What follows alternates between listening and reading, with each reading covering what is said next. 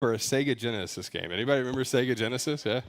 And no, let's go. Wasn't it funny? Like, you think about this is kind of what we're talking a little bit about today is you think about the ways that you've like morphed over the years, right? Whether you're here in your 20s or you're in your 70s or 80s, like we all sort of have this progression of morphing. We all have this progression of like the ways that we move through the world and the smallest funny things like debit accounts, banks, all that sort of stuff, which direction we're going, all those kinds of things. Like you have all of these sort of things that you believed as a kid, and then as you moved forward in life, it's not even that you just like walked away from them. Some of them maybe you did, but it's that all of a sudden you morphed and you became something different. And there's all like it's transformation and constant sort of change. You know this in marriage too.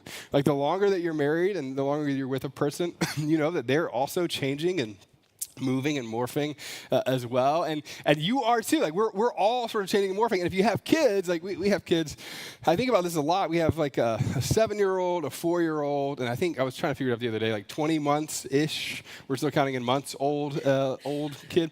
And I think about this, the ways that they see the world and think about the world, even at these ages, are so vastly different. The way they communicate, think about things, and so I almost have to put on a different hat when I'm talking to my son who's 7, and then my daughter who's 4, just because of the ways that they think about and see the world. And this is just true of us. We're always growing. We're always morphing. Things about us are always being changed and adjusted. And so we talked about this last week. This is what we kicked off. But we said that most of us, when it comes to this, we know that this change is happening. Now, but for many of us, the ways that we see the world and we filter everything in terms of our perspective often is through the authority of ourselves. And we said it this way, that you have all of these pieces of being human, right? You have your body, you have your relationships, your thoughts, your soul, your choices and emotions.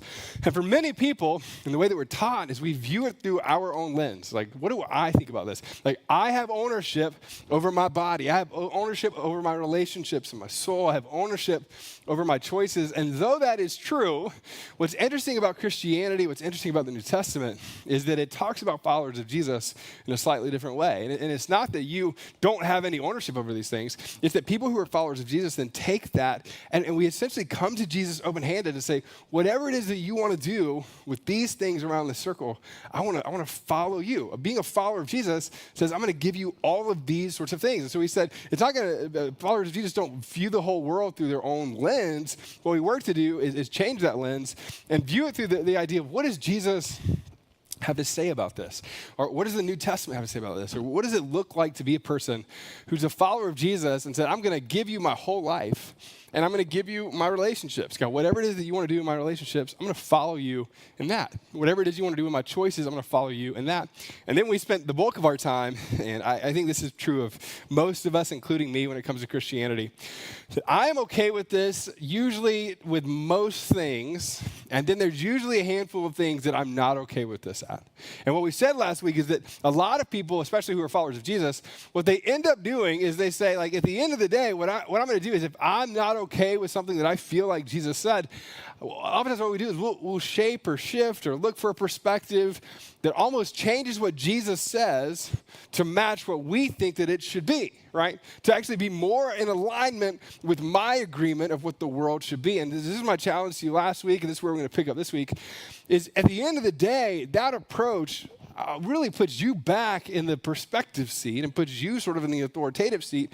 And what you do is, oftentimes what we do is we take God and we put him in our box and make him what we think the world should be like. And I told you this, and maybe you've never heard a pastor say this before, and this was kind of where we spent, again, most of the time, is I said this: if you disagree with Jesus, in some ways, that's okay. I'd rather you just say, I disagree with what Jesus taught on this. And you're like, nobody's ever said that to me before. But I think that's so much better than trying to adjust who Jesus is. Because at the end of the day, what that does is you are making a false idol out of the person of Jesus to align with your own view about what the world should be.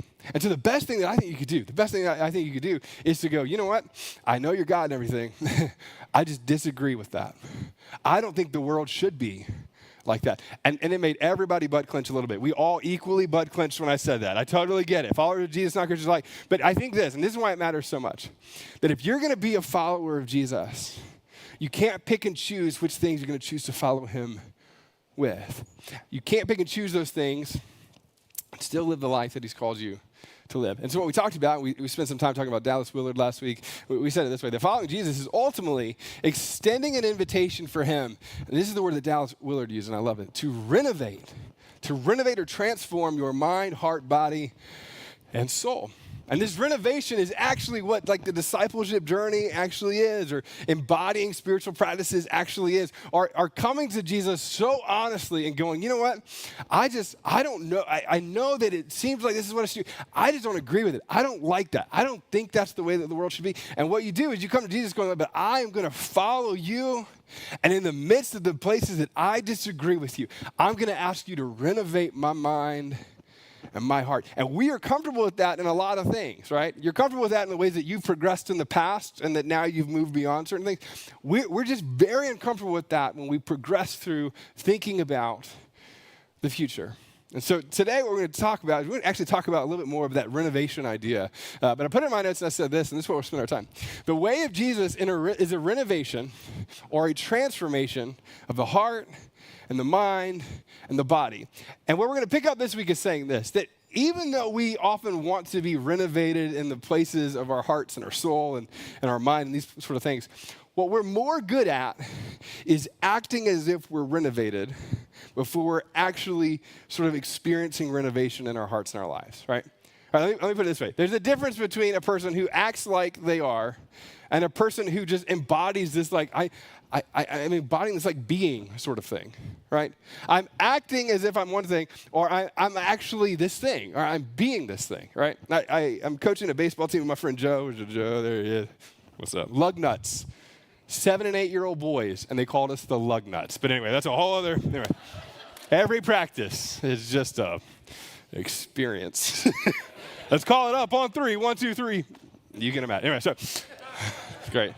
All right, anyway, but what we do at the end of our practice is we want to have fun, is we give these kids an opportunity to pretend like they hit a home run, right? To pretend like they hit a home run. And so what we do is they'll come to home plate, and they'll get up there, and you see all these 7, 8-year-old boys, and they haven't watched enough baseball to know that, like, a lot of times when baseball players hit a home run, they'll hit it and then watch it or bat flip. And so half the kids hit it, they, like, watch it. The other half, like, hit it and then just run as fast as they can, which is fun. But you can imagine this. Think about this. Like a little leaguer when we do this. I would love to have this kid on my team, by the way. It was great. Anyway, but we pretend like they hit these home runs. You can imagine these little leaguers and they do this sort of thing. But you know this, we can have them act like they know what it's like to hit a home run and to watch it, right, for a walk-off. But it is very different when you're Ronald Acuna and you are actually embodiment this kind of player, and he hits a walk-off home run. And for those of you who are not Braves fans, which is most all of you, but my goal today is to get you saved. Anyway, no, just kidding. Braves lost 3 games in a row. It's fine. But you get this. But when he hits a home run, he has this thing where he like has this celebration where he like does this like he's chilly or cold, and he watches it and he does this. He does a bat flip. Now here's what's funny. I played baseball for a long time. Never did I have a moment where I embody that level of baseball player that I got to do anything like this when I walked. You know what I mean? I didn't. And you know this. We can teach kids to act like this, but it's different. You know, it's different than embodying this. Talk about it this way, right? You know this. It's one thing to act like you're compassionate. It's different to be a person who is actually compassionate. And you know that. Most of us know this.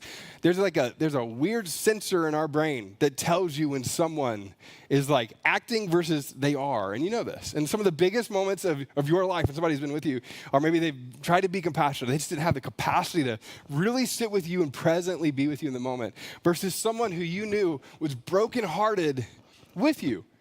You can act compassionate, or you can be compassionate, but being compassionate is a renovation of the core being of who you are, and that's a different thing, right?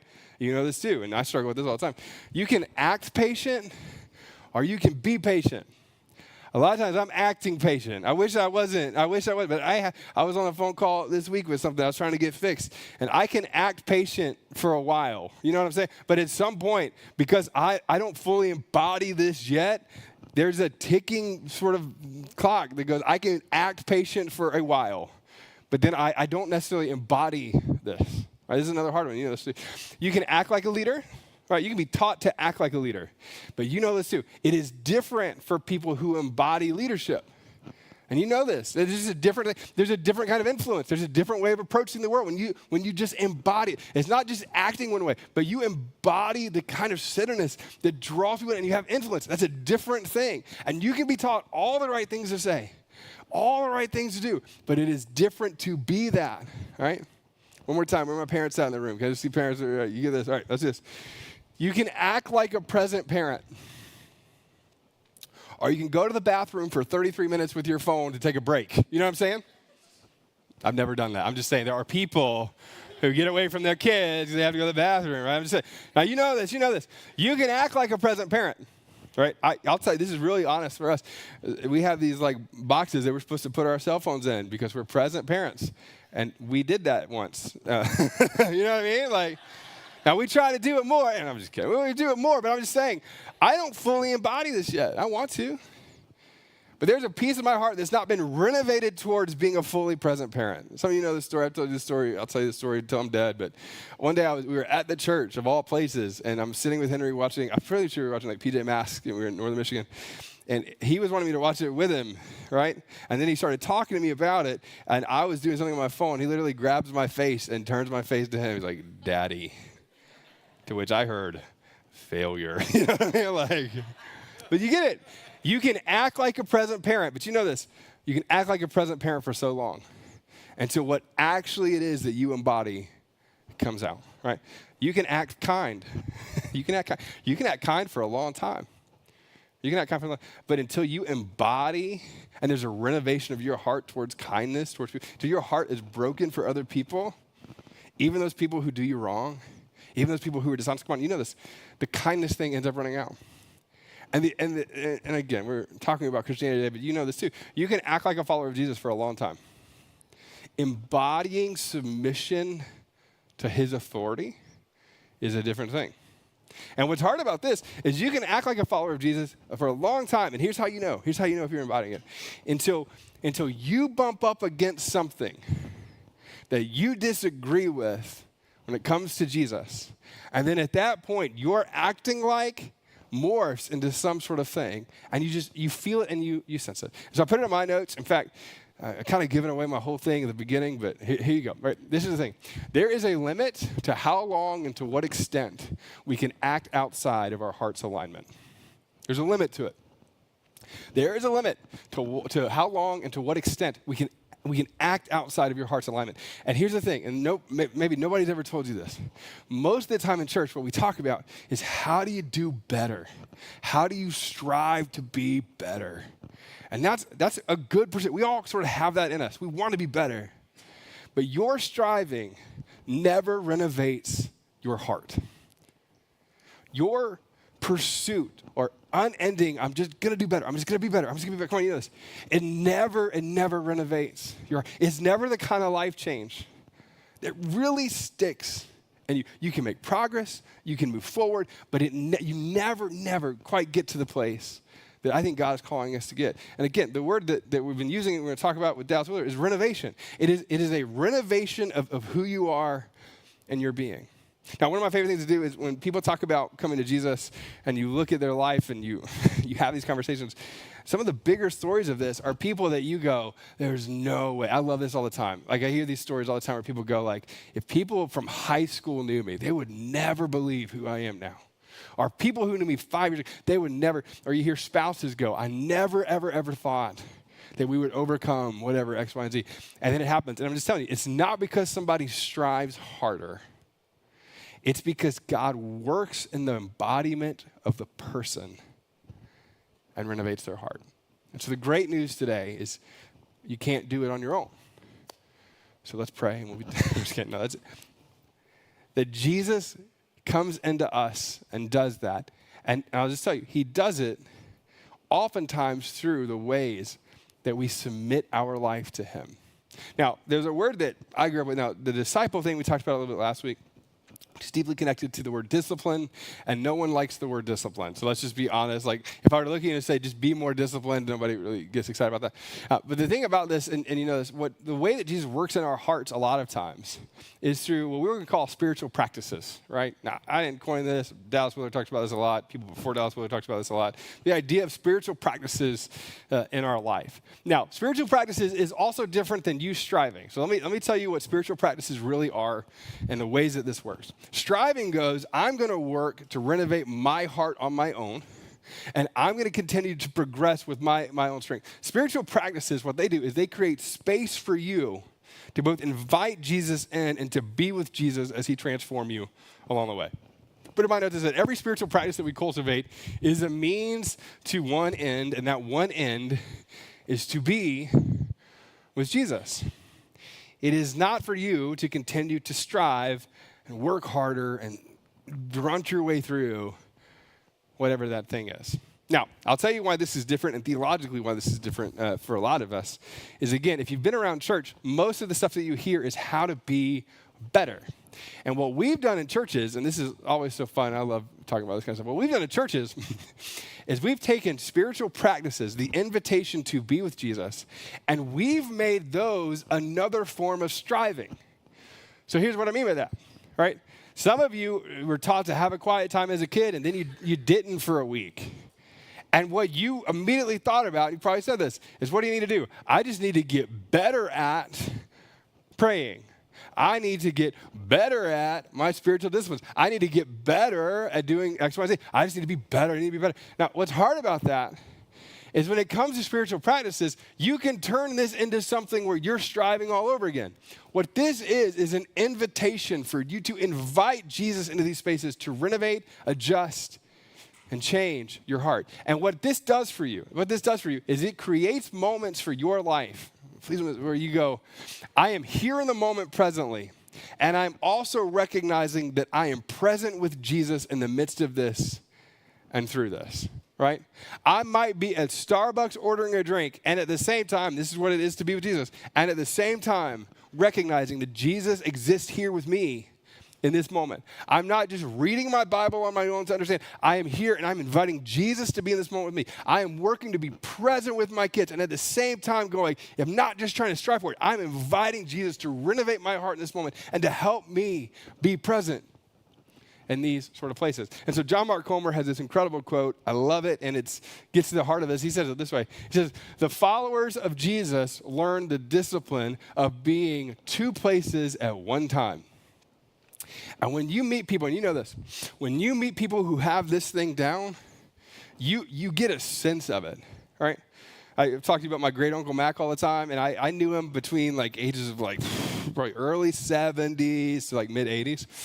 And I'll never forget, when I was around him, it was always like he was fully present with me and also not preoccupied, but fully present with what Jesus, he would bring a conversation about Jesus into things that just felt like, where did that come from? And he was so good and rich and wise. He didn't find himself worked up over a lot of things. You see this a lot with people. There was a calmness and a centeredness to his life that I envied as a child, right? And it was because of this. It was because he had continued to learn what it was like to be present in the moment and also to be somewhere else at the same time, being with Jesus in all of those moments. So I'll tell you what we're going to do for the next couple minutes, right? We're going to look at a passage of Scripture. It's written by a guy named Paul. He's writing to an area of the world where there's these churches in Galatia. And I'll give you a quick heads up. I should have told you this early. There's a small part of this passage that's a little bit like HBO-esque, probably like 15 and up kind of thing. I don't know how to read the passage without it. So your young kid may be introduced to a word that make your lunch real fun. So I'll give you a quick heads up. It'll be about 7 minutes in before that happens, but I'll tell you, that's where we're going. But what Paul does is Paul actually talks about some of these ideas, and he talks about our striving in the midst of it, right? And so as Paul is writing to this group of people, he's talking about what it looks like to have freedom, but also freedom when it comes to Christ. And here's what he says in Galatians, we'll be in chapter 5. He says this. He says, you, my brothers and sisters, you were called to be, can we say this word together? You were called to be free. You're called to be free. But do not use your freedom to indulge the flesh, which is a great way of talking about, he's talking about sin. He's talking about anything that disrupts this divine order of the world that God created. Rather, serve one another humbly in love. No, nobody disagrees with this, right? Serving each other, loving each other, we're all on board with. And he goes on, he says, for the entire law is fulfilled in keeping this one command, right? Love your neighbor as yourself. He says, if you bite and devour each other, watch out or you will be destroyed by each other. It's like he knew what Twitter was, you know? Like he just knew. Like he has this thing, like, and he's talking about, what he's talking about is the relational dynamics about how we are in the world. But the step beyond this is what he's getting after. This is what's so powerful. He's talking about the embodiment of what this looks like. And so what he teaches in terms of commands on this is something that feels very different than what most of us were taught. He says this. He says, so I say, and here's his command, walk by the Spirit. Now, this is where, again, I grew up going like Casper the Friendly Ghost. Like, what are we talking about? Like, he's going like the embodiment of Jesus, and you are to walk by that Spirit. You are walking by the Spirit. And then he goes on to list all the other stuff. But it's from a framework that begins with walking by the Spirit. He says, and you will not gratify the desires of the flesh, which is a big statement, right? When you walk by the Spirit, that thing that pulls you over here, right?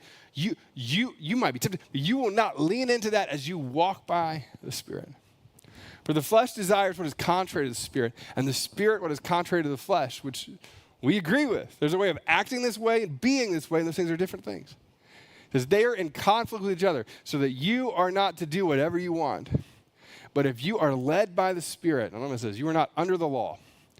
Now, we talk about the law all day long, and again, I could geek out on theology, which I will not do this to you. We will not pull out Leviticus and start talking about all these laws. But I'll tell you this, right? Many of us were taught that it's like all of a sudden you're just not under the law. There's a component of this that nobody ever said out loud. And so the inference is so you can do whatever you want because there's forgiveness. But the guts of what Paul teaches on this theology, and this isn't just that. It's that there is a change and a shifting and a renovating of your heart and your desires and your ability to be in the world as Jesus continues to shape, reshape, and change your heart. And now please don't miss this, right? Which is different than you're not under the law and God will forgive you, so just go. That wasn't it. He is teaching something so much more rich and powerful. And so what he does next, and this is kind of that part I was telling you about, he just starts listing the things that humanity struggles with. Now, as he lists these things, what's fascinating about it is even in the culture that he's teaching to, there would have been some level of heart and culture resistance to the things that he teaches. But what he's saying is there is a possibility of renovation and changing of the heart that moves you here. And here's what he says. He says, so the acts of the flesh are, and he says, are obvious, which is fascinating to me.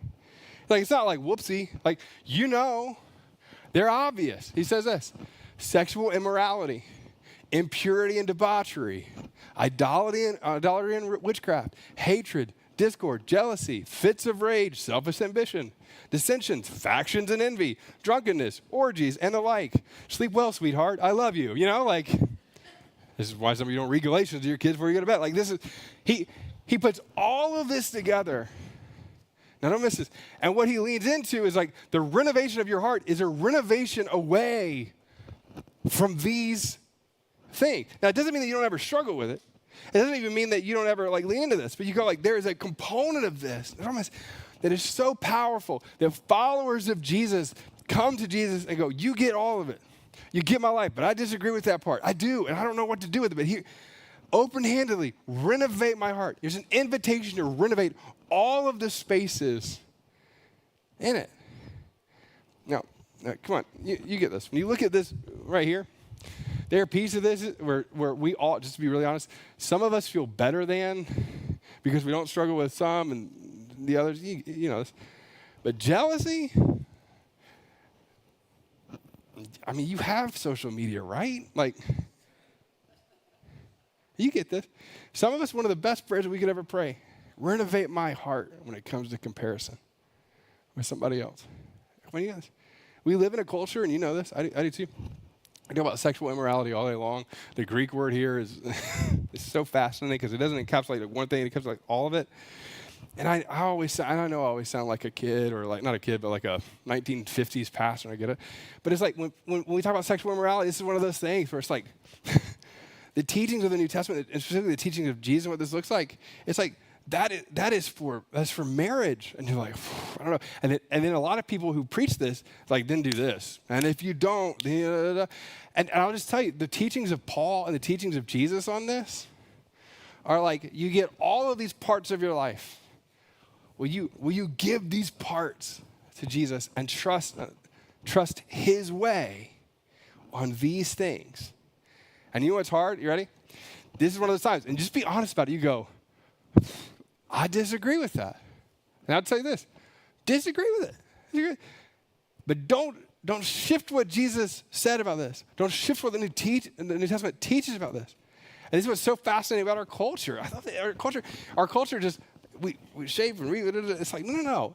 Like there are pieces of this where it goes, you either are going to give Jesus this part or you're not. And you know this. You could go through this entire list. Selfish ambition? Like, check, you know? There's a component of this where you go like the dissensions and factions and envy. This is what so much of our culture even celebrates putting in. We don't celebrate people who pursue unity. The loudest voices around dissension are often what we platform and cheer for. And come on, you know this. And this is where you go, you can readjust your brain to go, he didn't say that. I don't think that's what the New Testament teaches. Or you can go, I'm a follower of Jesus, and I might disagree with it, and I might look at it differently, but here's my life. You go for it. And then what Paul does next is awkward because we all have this dad or this uncle or somebody that approaches us like this, to which he takes that posture with this group of people and he says this. He says, and if you engage in this, he goes, I'm just going to warn you. Right? I'm going to warn you about this as I did before. And he goes on, he says, I warn you, as I did before, that those who live like this will not inherit the kingdom of God. And there are versions of this that are so fascinating. And some people preach this like, so if you ever sin, then you're going to, that's not it. There is a way of being in the world and a kingdom in this world that Jesus established. And if you want to experience the world that Jesus designed for us to live in, the life that he designed you to live, to be a part of this kingdom of God in the world, and don't miss this. You get to choose in a lot of ways to embrace or reject those things. Not based off of your striving, but based on the invitation that you offer to Jesus about renovating your heart and your life. And you know what the question is? The harder question around most of this isn't can I do this or can I experience it? The harder question around this is, do you believe that Jesus has the capacity and power to transform a person's life and heart and being? Because it's beyond natural. Like we talk about supernatural healing stuff all day long. We talk about supernatural stuff in the Old Testament all day long. We talk about supernatural stuff in Acts all day long. But the supernatural, like the real one, I do that every Sunday. Where's Anna at? Anna looked at me the other day. She goes, every Sunday you're Mr. Miyagiing something. I'm like, this is true. Listen. It'll be great. So yeah, anyway, there's a little bit of that. And so I'll just tell you this. When it comes to this particular thing, I'm not miss it. At the end of the day, you're either going to lean into the power of Jesus doing supernatural things in a person or you don't. But Christianity hinges on his ability to do supernatural things, especially the renovation of a person's life and a person's heart. And so Paul does like, hey, here's the warning around all this. But then he says this, and I wish we had a different way of saying this. As soon as I read this, I immediately hate the title of it, so I'll just be honest. Maybe nobody's ever said this to you. Every guy in the room is going to feel weird as soon as I say it. Nobody feels inspired by this part of the phrase when he says this. But the fruit of the Spirit, I don't know, fruit of the Spirit, fruit of the loom, I don't know, it just feels weird to me. Every time we say it, fruit, I don't get the fruit of the egg. But you get it, right? The fruit of the Spirit, you ready? Fruit of the Spirit. The working or capacities of a human being who submit their life to the way of Jesus is love and joy and peace, forbearance, kindness, goodness, faithfulness, gentleness, and self-control. Now, some of you were taught these things as a kid, like a song. You were taught these things in Sunday school. Some of you had to memorize these things, all that sort of thing. But embodying these things is a very different thing. Acting like these things is one thing. Acting as if you have joy is different than being a person who embodies joy. You know this. And he goes on, he says, against such things there is no law. There is no checklist for you to keep. As you embody these fruits of the Spirit, these evidences of the Holy Spirit changing and transforming and renovating your heart and your life, there is no law. Those who belong to Christ Jesus have crucified the flesh with the passions and desires. Now, I want to talk about this real quick because this is so fascinating. Let's put them all up here real fast. Here's all the fruits of the Spirit, the evidence of the Spirit. Here's what it says. And we won't take too long, but I'm just saying, the love and joy pieces of this, right? We'll put this next one up here. Acting is different than being. When you know this, it is very different to act like you have peace and to actually be a person who embodies peace. It is very different when it comes to the goodness, right? The original word here talks about the goodness and intentions of an individual, right? When you look at it, it is different to act like that person and also be that person. Come on, gentleness, I can talk about this one all day long. The gentleness component of this is so difficult. And you know, this is so difficult. To have an immediate response of gentleness is really when Jesus has transformed your heart towards that direction. It is difficult to have gentleness with people that you disagree with, you do not like, that are different than you, that have hurt you or hurt your kids. Gentleness is a different response that comes. You can fake it, but you can't fake it for very long. And I put it in my notes. I like the question, and we just said it. The question is, do I actually believe that transformation is possible? And the question behind that question is, how do I embody these fruits of the Spirit? How do I embody it? And I'll just be really honest. And you know this. I'm going to harp on this over and over and over again. It will not be you going, I'm going to muster up being more loving for my whole life.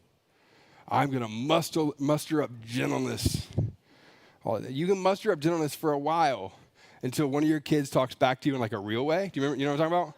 Like, they're so good. They're like, when they get sarcastic at like 4, like, I've had arguments with people, but I would say my 4-year-old, she's like, you know what I mean? Like, she does it, and it's good. I'm like, where did you learn that? Your mom. No, I'm just kidding. That's not true.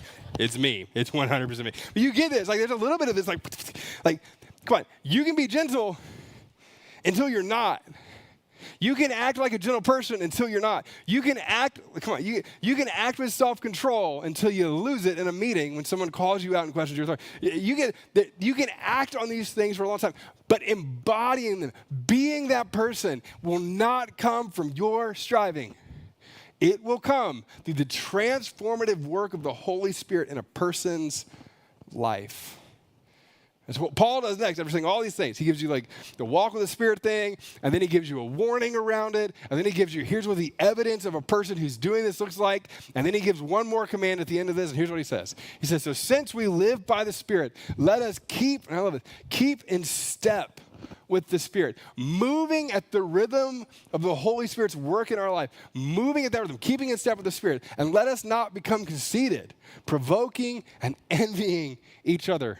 Or let us keep tight reins on the ways that we are treating other people. Now, what's fascinating about this section of the passage is that Paul isn't commanding you. Don't miss this, because this is what I was taught as a kid. He's not commanding you to be more loving.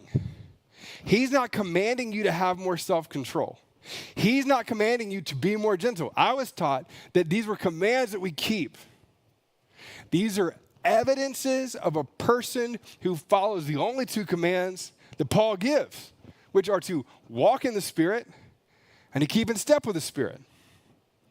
He bookends the passage, and don't miss this.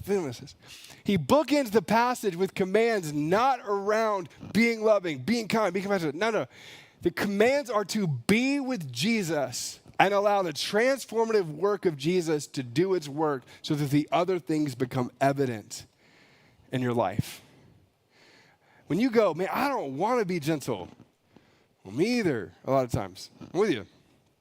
And the question isn't, am I mustering it up? The question is Jesus renovating that part of our hearts? All right, so I'm going to say one more thing, or well, that's not true. I'm going to say a couple more things, and we're going to wrap up. But here's my caveat to what I'm going to say next.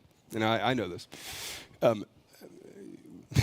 Sometimes when I'll teach these things out, people will go, I just want you to go deeper. I want you to be a deeper or whatever, which is, I never quite know what that means, but okay, deeper. Greek words, I can give you the Greek words, but everybody else will go to sleep. You know what I mean? Like that. So when we say deeper. So I'm going to tell you, here's my caveat to this next part. You ready? If what I'm about to say goes, man, that doesn't feel deep. I'm just going to tell you, right? Here's what I'll tell you. What I want you to do as I talk about it and I teach on it is to, if you're a follower of Jesus, because people who aren't a follower of Jesus don't give you that. But if you're a follower of Jesus, I want you to think about this. How often do you actually engage with it at the level that we're about to talk about? The solution to everything that we just taught about is not complicated. It is not hard to think about what you're supposed to do. What makes this incredibly difficult is to dismantle everything in us that keeps us too busy to apply the simplicity that we're taught in the New Testament about what this actually is. The end goal for you to experience the renovation of your mind, heart, and life is to simply be with the person of Jesus. It is not for you to strive. It is not even for you to know so much more. It is for you to be in the presence of Jesus.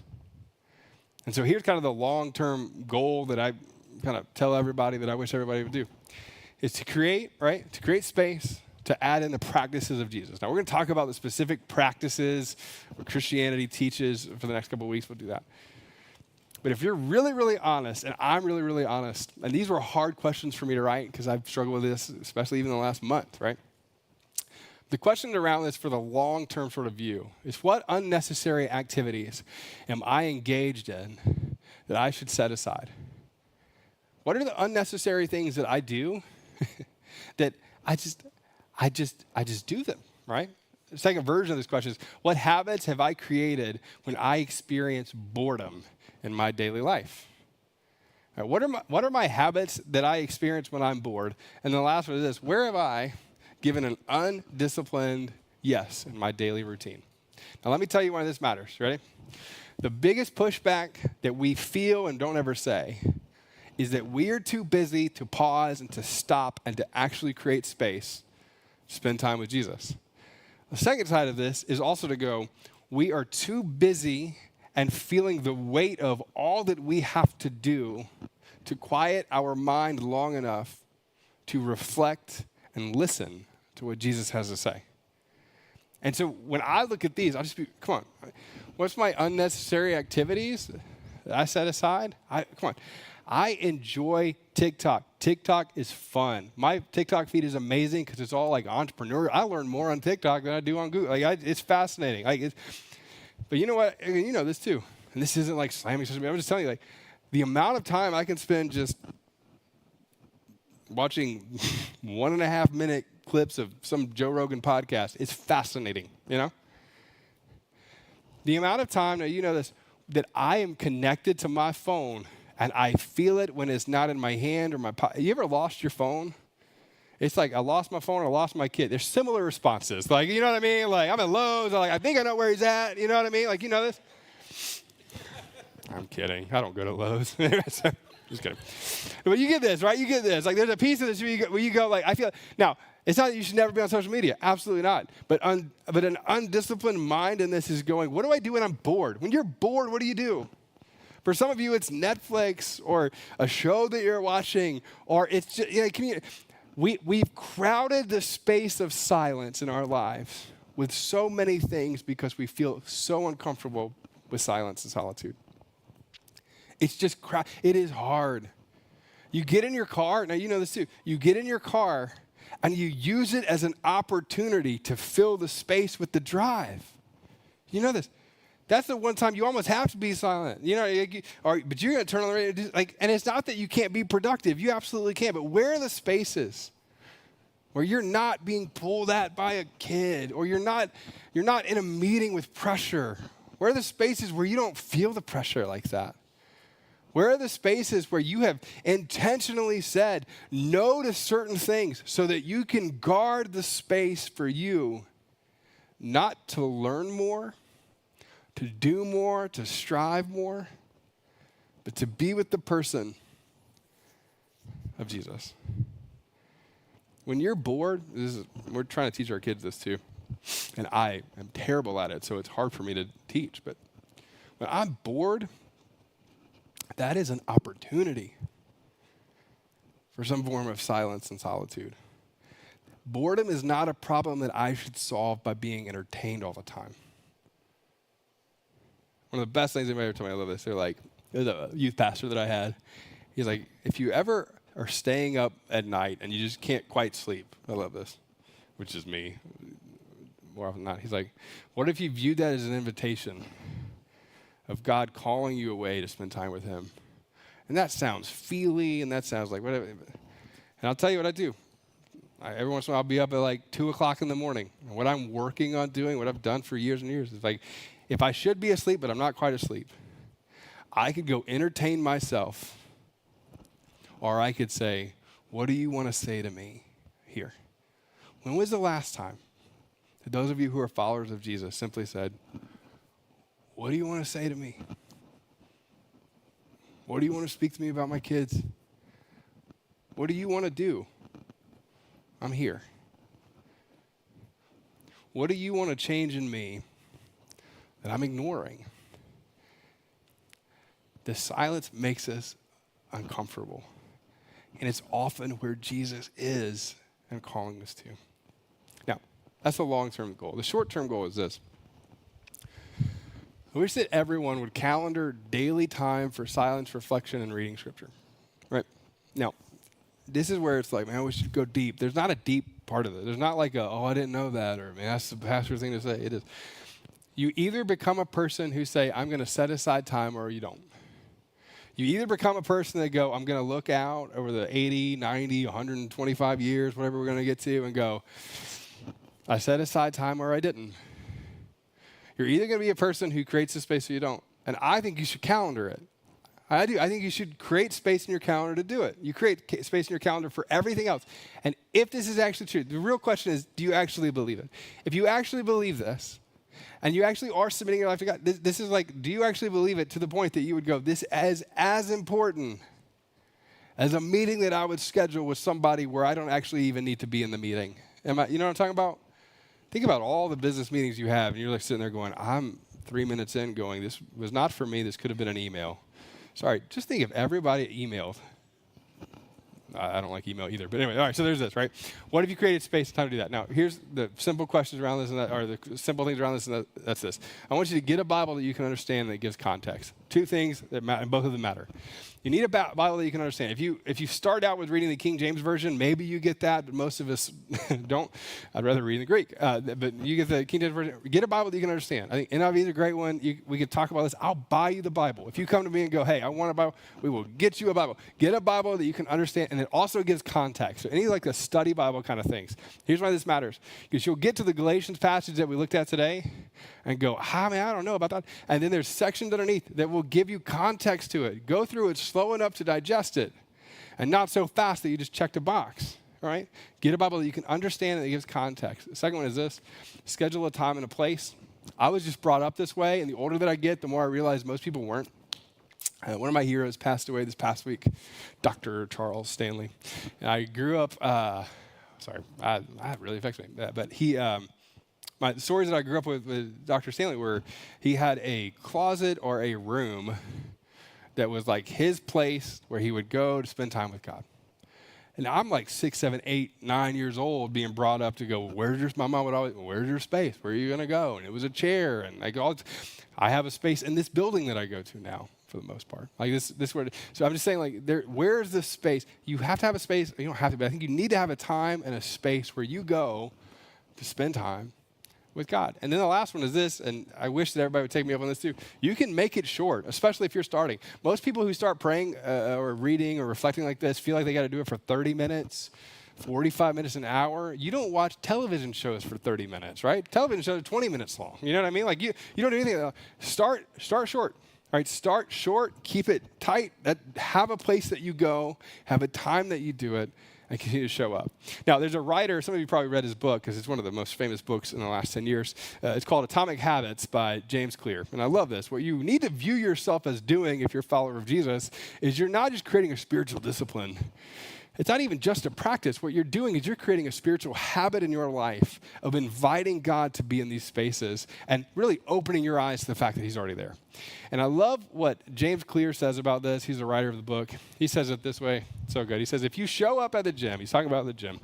If you show up at the gym 5 days in a row, even if it's just for 2 minutes, you are casting votes for your new identity. And I love that. So I've been showing up to the gym and not working out. And I'm just kidding. But that's his point. I don't miss it. Now, you get it. But that's part of his thing, and I love this. And this is such a powerful thing. Ryan and I have talked about this. So good. But in Atomic Habits, one of the most beautiful parts of the book is he goes, you begin to see yourself as a person who does X. Some of you right now would not say that you are a person, follower of Jesus or not, who spends time with Jesus. You wouldn't say it that way. You don't do that. Other people do it. You wish you did it. But when you start showing up for it, you become a person who does. This principle is true in just about anything that you do, right? You could be a runner. However long you run, great. But if you're a person who continues to show up to run, you're a runner. It begins to shift and change your identity. And I'm just telling you, when it comes to our spiritual life, when it comes to our spiritual habits, however long you do it, that will be something that you grow and progress in. The depth and the level to which you do it will be something that you continue to grow and progress in. But whether or not you do it is a habit that you will build or not build. And that habit alone, I don't miss this, will either change your life for the better, or it will make you, this is really blunt, it will make you a really, really, really good person who acts as if you embody the things that you wish that you embodied. If you don't have peace to the level that you want it, it will not come by you just getting better. If you don't have gentleness in the way that you want to have gentleness, it will not come from you striving harder. It will come, the simple truth, it will come by the spiritual habits that you develop in your life and the invitation of Jesus in those spaces to renovate your heart. So the super deep, powerful, and tweetable thing I want you to walk away is this. That's sarcastic. Make it a habit to be with Jesus. And I'm just telling you, you can do this or not, but followers of Jesus who experience the fruits of the Spirit aren't people who strive harder. It is people who have developed a habit to be in the presence of Jesus. So we're going to wrap up here in just a second. We've got donuts for you. Dan's going to tell you more about that. And by that, I mean he's going to tell you we have donuts for you. Yeah. Let's say one last thing, and then we'll wrap up. And I'll try to say this really well. As a pastor, the thing that I want most for you, and especially our church, is not for you just to be a better person, right? I hope that you become a better person. I hope that you're a better dad. I hope that you are a better spouse. And I hope you're a better friend and you give more away and you're more generous, all those things. And all of that is a byproduct of whether or not you're a person who learns to be with Jesus. And if I could, I would sit down with every one of you and just whatever it takes for you to do this. But no one can convince you of this. And at the same time, once you experience it in a powerful and real way, nothing can ever really pull you away from the desire of it too. Once you experience what it's like to really be with the person of Jesus, it becomes indescribable the kind of work that he does in your heart and your life and the way that he moves through you. And so I'll tell you this, right? Some of you, hey Josh, sorry. I didn't know, that was great. That's a great time to do it. Yep. I'll tell you this. It scared me. That's what it was. It scared me. I told friend Travis earlier, I was like, you know what? Never mind. I feel like a turtle. Yeah, that's good. Let me tell you this, though. For those of you who aren't followers of Jesus, this can feel like very religious or out there, mysterious, and I get that. And so what I would just tell you to do is there is nothing that will hurt you by simply creating space to invite Jesus and say, hey, if you're up there, it'd be great if you showed up and spoke to me. People are like, don't test Jesus. I was like, I think he's big enough. I think he can handle it. You know, I think he'll do it. But I just tell you, invite him into those spaces and do it. But if you are a follower of Jesus and you've just been in a rhythm of striving, let me just tell you, you can't do it. And there is nothing that will replace the time where you are simply with him in his presence. And the older that you get and the older that I get, the more that we naturally resist anything that feels like beyond natural in these ways. And some of you grew up in churches or spaces where that wasn't a thing at all, but I'm just gonna tell you, being a person who isn't afraid of that supernatural part of it, and being a person who gets away and invites Jesus into those spaces, I deeply believe is really the only way for you to experience the kind of life and the kind of presence that he's calling you towards. And so I think the call for you is to be as uncomfortable as you can possibly be in these spaces with him. To take those steps out and not strive. Take your hands off of striving and saying, I'm going to trust you and I'm going to invite you to renovate my heart and to do these things. And as you do that, I really believe that this will begin to change and shape who you are. So what I'm going to do is I'm going to pray for us, and then Dan's going to actually come up and tell us what to do next, and we'll go from there. And then we'll wrap up. So let me pray for us. Father, thank you so much that this is true and that you modeled this for us. You modeled this for us, Jesus, as you led in the world and as you led other people, and the way that you got away to be with the Father, the way that you did this even before you were crucified. I mean, we find you in the garden in a way.